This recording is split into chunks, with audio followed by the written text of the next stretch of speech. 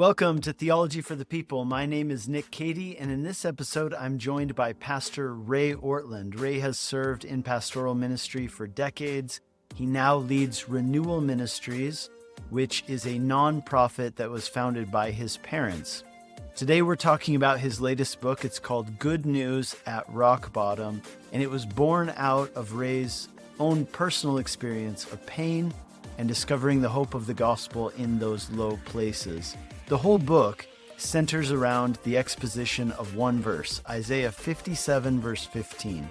And this verse speaks powerfully to those who find themselves in the midst of betrayal, loneliness, regret, and even those facing death. This episode is filled with a lot of encouragement. That's Ray's specialty. So if you are ever wondering if God can still find you in a deep place in the valley, Ray reminds us that God not only dwells in the highest of heights, but he dwells and meets us at the lowest point, not with shame, but with healing, his presence, and with his grace. So here's the conversation. Well, Ray, thanks so much for being a guest on Theology for the People. I'm glad to be with you, Nick. Thank you. Ray, for anybody who doesn't know you or isn't familiar with your ministry, maybe tell us a little bit about yourself, where you serve, what's been your journey up until this point. Sure. Grew up in a magnificent Christian home in a healthy church. I took it for granted. I thought that's just the way reality is. I had no idea how privileged I was. Married a great woman, had fantastic kids. And then serving in a church in my 50s, I was finally initiated into the reality that most of the human race is slogging through at this very moment. And that was really good for me. It made me a better man, made me a better pastor. So now I'm serving with Renewal Ministries, which is the nonprofit my dad and mom handed down to us. And it's such a privilege. But I wrote this book, Good News at Rock Bottom, because when I was at rock bottom, I needed good news. And I did not know what to think. I was bewildered. I was even terrified. So. Yeah, when I picked up the book, I was really intrigued by the fact that the whole book is really based on one passage of scripture and expositing it from various angles. So the passage is Isaiah 57, verse 15. And I'll read it, and then if you wouldn't mind just telling me what it means to you, why this passage, and maybe talk about it. I would love to hear more from your heart about it. So it says this, For thus says the one who is high and lifted up, who inhabits eternity, whose name is holy. I dwell in the high and holy place, and also with him who is of a contrite and lowly spirit, to revive the spirit of the lowly, and to revive the heart of the contrite. So, yeah, talk to me about that passage. Well, here's why I love that verse. It's really the whole biblical message boiled down to one verse. The Bible is not written to spiritual high achievers who want to polish up their performances and move from, 7 or 8 on a scale of 1 to 10, maybe to 9, even a 10. The Bible is written to devastated people. The verse refers to the contrite and lowly. Those words might sound kind of pious, but he's talking about crushed and devastated people. So we don't need to go looking for it. It comes and finds us inevitably. When, not if, when we find ourselves among the crushed and devastated, where do we go find God when we really need him and everything is on the line? Where do we go to find God? This verse tells us that God has, if I could put it this way, 2 addresses. And one says, the verse says he inhabits eternity. It says, I dwell in the high and holy place. So God has an address in the high and holy place in his heavenly palace where we cannot go. He has another address, surprisingly, way down low among the crushed and devastated at rock bottom. The angels in heaven above aren't wondering where God is. He is so present. The crushed and devastated way down low don't have to wonder where God is. He is so present. His door is unlocked. The welcome mat is out. We can knock. He will open it up and invite us in. When I hit rock bottom some years ago, Nick, I felt like honesty demanded that I rethink everything, starting with, does God love me or does God hate me? It felt like God hated me. Mm. I wondered, if God hates my guts, that would explain everything. But what have I done that is so horrible to make him hate me? I mean, I had to go down to the most primal level and rethink reality from the ground up. And it turned out to be a breakthrough experience for me. Now I'm thankful. Hmm. And whenever I meet somebody who is down there at rock bottom, I kind of just want to put my arm around their shoulder and tell them, you're my new best friend. Well, that experience of being at rock bottom, like you said, that's where God meets us. And but what would you say to somebody who says, you know what, I don't know, like I'm not at rock bottom. Like, what do I do if I want to meet God and I'm not experiencing a crisis in my life right now? Yeah. I don't see in the scripture where the Bible says you always have to be in the intensity of mega crisis. Jesus said, come to me, all who labor and are heavy laden, and I will give you rest. So there are crisis moments, but what the rock bottom experience did for me is I didn't stay at rock bottom in terms of my psychology and my sense of urgency and moment by moment crisis. But it did change me permanently in that I now have an understanding I didn't have before, a sense of solidarity with people I didn't have before, and the best sense and empathy. Some people don't like empathy anymore. I totally disagree. It made me a better pastor because I realized seeing the people come into church on a Sunday morning, 90% of those people are crushed and devastated. We've just learned how to put a smile on that on the outside. But deep within, there's so much disappointment and even anguish. I mean, many of our listeners know exactly what I'm talking about when I say, we're wondering, okay, my heart is still beating. I'm still living, but why? What's the point? Am I stuck now with a plan B existence? Do I have to put up with, do I have to settle for this wretchedness for the rest of my days? This was not what I had in mind when I was a senior in high school. Mm. And we all get there. We all wonder, wow, so this is it? Okay. Yeah.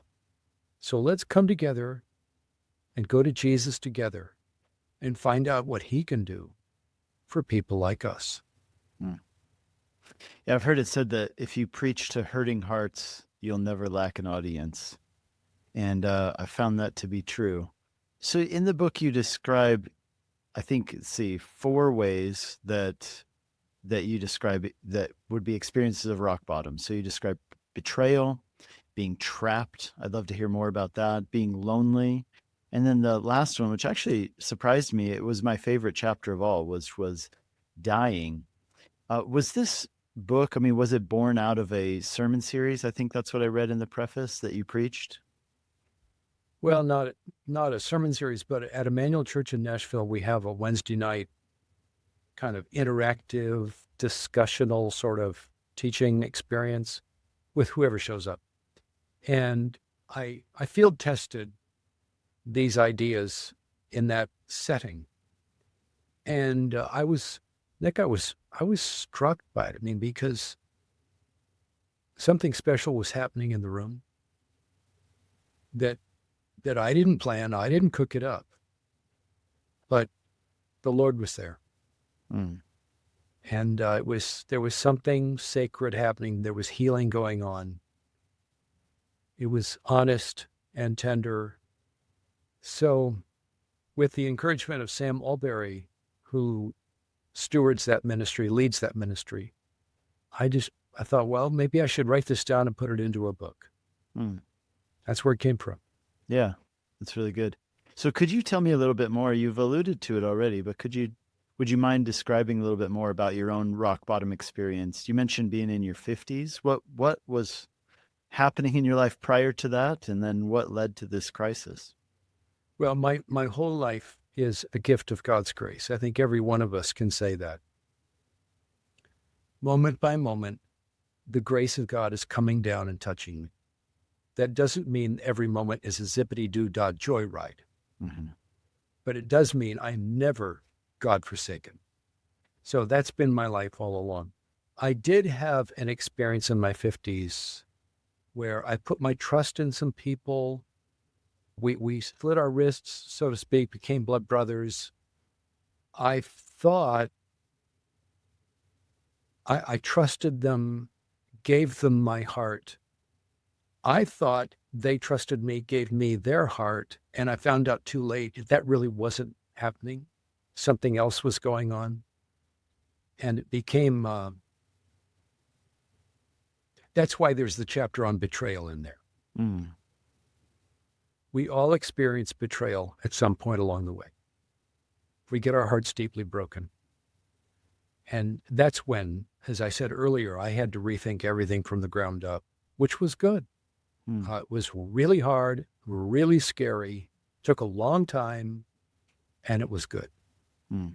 And then the next chapter turns it around. You know, what about when I'm caught in my own sins, when I'm the one doing the betraying? And I find myself stuck in consequences and repercussions that I unleashed, but I can't control. Uh-huh. And my life falls apart, and it's my own fault. That's the chapter on trapped. And I know what that's like too. We all do. Jesus said, he who sins is a slave of sin. We all know that's real. And the next chapter is about loneliness and isolation. And we more and more in America right now, especially among us men, as you know, Nick, loneliness is an epidemic. According to my reading, in the last 30 years or so, the incidence of especially male loneliness have, I think, quadrupled. That's my memory offhand, according to research, which is astonishing. So we're more connected than ever. We have these smartphones that never shut up. And we're more lonely. How crazy is that? And lonely, man, that's a powerful form of rock bottom. I hate loneliness. It's misery. And then the last chapter is about both dying and everything that leads up to death. Just aging and increased frequency of trips to the doctor. Because bad things start happening. And it's like, I'm walking down the street, minding my own business. It's like body parts start falling off one by one. And there's less and less of me until there's nothing. And I just keel over, a battered old brontosaurus, and become extinct. That's the deepest rock bottom right there. And Nick, you and I, unless the Lord comes back first, you and I are going to die. Years ago, I read somewhere that during the 1800s, during the Victorian era, Sex was the taboo subject, but death, people talked about freely. They put it right out on the table. They weren't afraid to talk about it. We have flipped that. In our world, we never stop talking about sex. Mm-hmm. And death is the taboo subject. It's like, so even when we have a funeral, we don't call it a funeral. We call it a celebration of life. And it becomes sort of chipper and upbeat and even giggly at times. Man alive. Mm.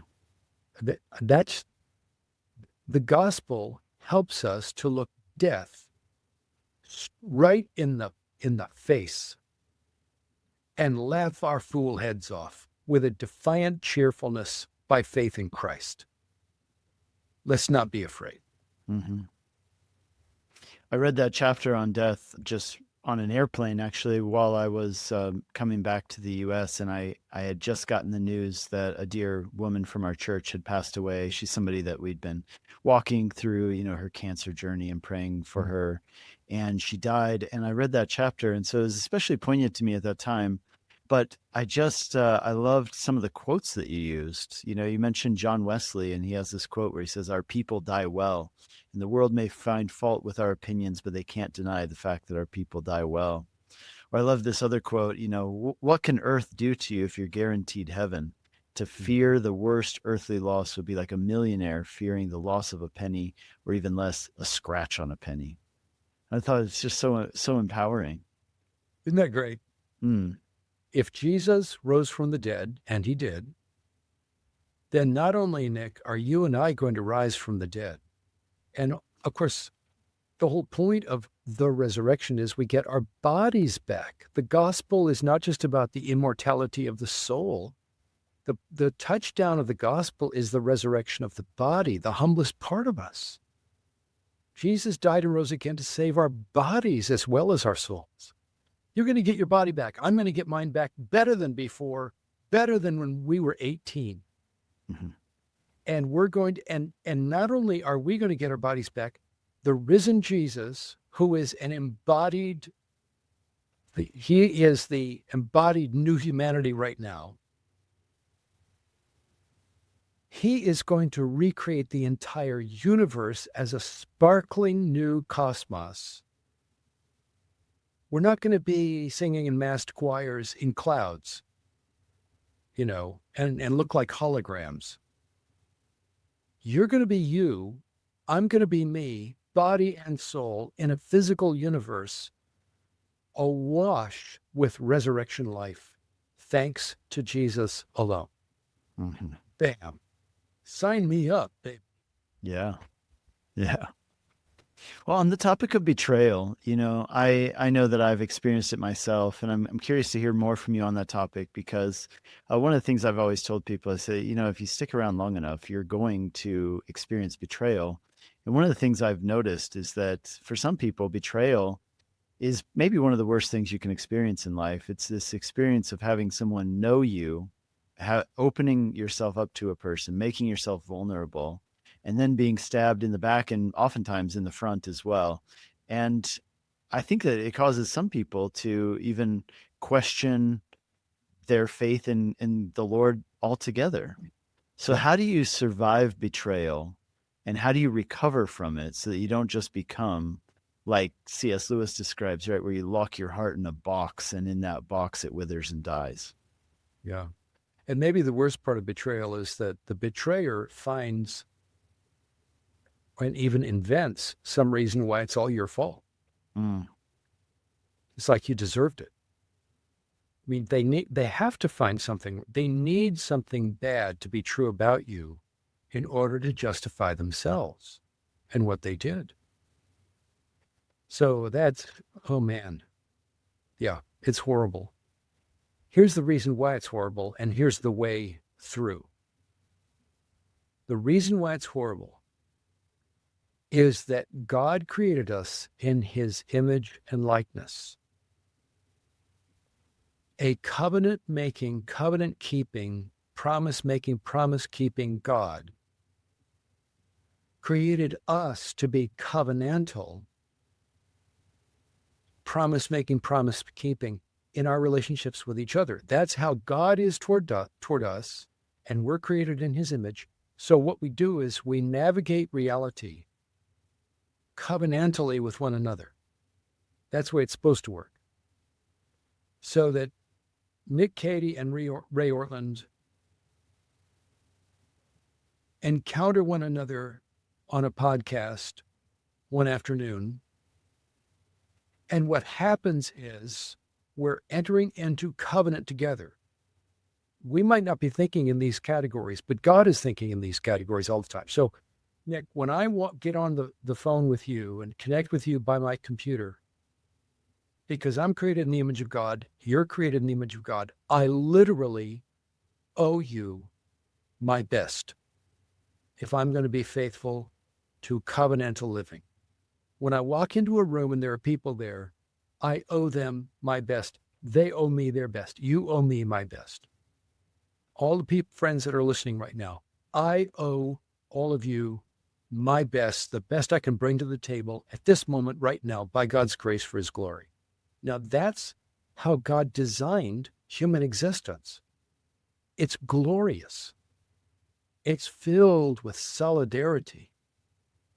It's filled with friendship and beauty. And it's filled with courage and sacrifice and so forth. Now, obviously, it's also rare because we are so fallen. And we can perceive relationships, we can perceive one another through a lens of cost-benefit calculation. That's when you become expendable. Maybe you might be useful to me for some selfish and grandiose purpose of my own, but you don't actually matter. You yourself don't matter. You are merely instrumental to my advantage. Now, that's not covenantal. That's the total denial of covenant living, and it's the total denial of God. And it's how this world runs. And even some Christians, even some churches, without even realizing it, are navigating reality by those ground rules. And that's when people get stepped on. That's when trust is betrayed. And the people who are getting crushed, then they get blamed for it because self-justification kicks in. So it's the glory for which God created us, Nick, that makes betrayal so shocking at a deep intuitive level. How do we recover from betrayal? How did you recover from it? Oh, great question. Slowly. You know, I had a conversation with a friend of mine, a wonderful, very, very wise man, a counselor, several years after this difficulty. And he said, "How are you doing about that?" And I said, "Well, I'm embarrassed to admit to you that it still eats at me." He said 3 words: God is patient. Oh, man. I needed to hear that. So how do you get through it? Hope. Hope in God. Patient, faithful, steady, covenant-keeping, present God. And other brothers and sisters who believe in that faithful God, just sticking together. Because in this verse, to revive the spirit of the lowly and to revive the heart of the contrite, in the original Hebrew text, the lowly and the contrite, the crushed and broken, the devastated, those are plural nouns. So this is a group. This is a community at rock bottom. So when we're there in that low place of devastation, let's look around, find out who else is there, and lock arms together in solidarity, look to the Lord and just take the next step, and then take the next step and just keep stumbling forward. If we're stumbling toward Jesus, that's progress. So we put our hope in God, and we stick together as believers in the living God. That's how we get through this. There is no easy way out, but that is the way through rock bottom. How about we talk about this next one, being trapped? So we've talked about when we're the victims of betrayal. What happens in the other case when we're the ones who are trapped in our own sin and folly? We maybe have betrayed someone, or we've betrayed the Lord, our fidelity to the Lord. What are some steps that we can take to start new patterns of living, to recover from that place? Great question. Well, as I tried to explain in this book, there's no progress without becoming honest. We have to go back, face what we did honestly, and own up. And that means humbling ourselves and going back to people whom we have wronged. And it's not just a matter of hurting people's feelings. We don't want to do that, but I can get my feathers ruffled and it might even be my own fault. But when there's a difference between being hurt and being harmed,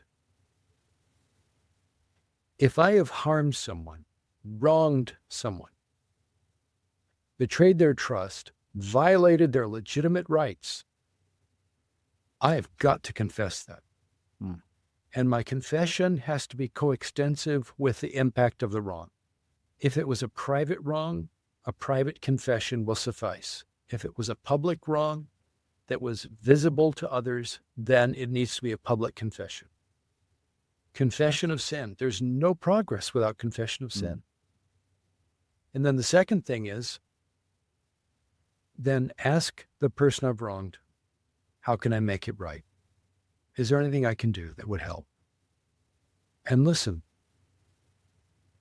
And then by God's grace, for his glory, never do that again. But walk, as Romans chapter 6, verse 4 says, walk in newness of life. That's not talking about polished up, improved obedience. That's talking about unprecedented obedience, newness of life. That's good. In your chapter on loneliness, I was surprised that you tied it to justification by faith. You said essentially one of the cures for loneliness is embracing the doctrine of justification by faith. Could you explain why you said that and what you mean by it? Sure. Gosh, we modern Christians owe our Lutheran friends a huge debt of gratitude for just declaring that wonderful good news of justification by faith alone so clearly, so emphatically, so repeatedly. I want to shake Martin Luther's hand someday. Just thank him. Give him a big hug. Justification by faith alone, that doctrine means we all come in the same way. All these artificial gradations and conditionalities and levels of superiority and inferiority, all of that foolishness, it just gets swept away. And the stratification of our perception of others isolates us. That's why we end up so lonely. We think we're too far beneath others or too far above others. But what if the gospel teaches us we all come in the same way? It's not as though there's first class up front in the airliner going to heaven with prior boarding and extra leg room and everybody else is in the back and coach. It's all first class. And if that's true, it brings us together as friends. When the gospel of justification by faith alone captures a church, we look around at one another and we begin to discover all we have in common, instead of all that differentiates us from one another. And when we discover how we have Christ in common, Christ alone, and he's enough to bring us together and keep us together, oh man, not only is there less loneliness, there's a whole lot more joy. Are there any other scriptures that became meaningful to you, having experienced rock bottom, aside from Isaiah 57:15? Well, I fell in love with the whole book of Psalms at a profound level, because the Psalms, half the Psalms are laments. They are get real moments for the saints of old. And they tell us, if your heart is lamenting loss, if you can barely breathe, if you don't know how to take your next step, the Psalms are saying, the psalmists are saying, we get it. Been there, done that. And it's not as though you have a sort of second-rate Christianity. This is a required course in God's curriculum for all of us. So we all go through the valley of the shadow of death. And so we're not alone. God understands us. God himself provides psalms that help us put words to our anguish. And we bring those sad words to God and offer them to him in lamentation, trusting him. And he receives those words. He doesn't despise them. It says here in Isaiah 57, he dwells among the contrite and lowly, to revive the spirit of the lowly, to revive the heart of the contrite. Revive meaning to give us fresh life, to breathe, to reoxygenate us. So the Psalter is a great place. It's like, when an NFL player runs off the field and sits down on the bench and he puts that plastic thing on his face to get oxygen and to recover more quickly. That's the book of Psalms right there. Right on. What is one thing that you hope readers will take away? If somebody were to read this book, what's your greatest hope that someone would take away from this? Yeah. Just that very thing, Nick, hope. That people would hope in God and not give up. Don't give up. It's too soon to quit. Your life is not over. God is with you. You're so not God-forsaken. You're not abandoned. You're not forsaken. You're not contemptible in his sight. You are precious to him. He is near to you. It doesn't feel like it right now.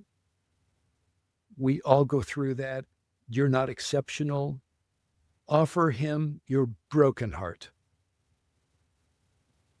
And he receives your broken heart. And he will receive your broken heart tenderly, sincerely, respectfully, and he will help you take the next step. And that's all you need. It's just the hope, just enough hope to take the next step. And then God will give you enough hope to take the next step after that. And we'll get through this. We're going to make it.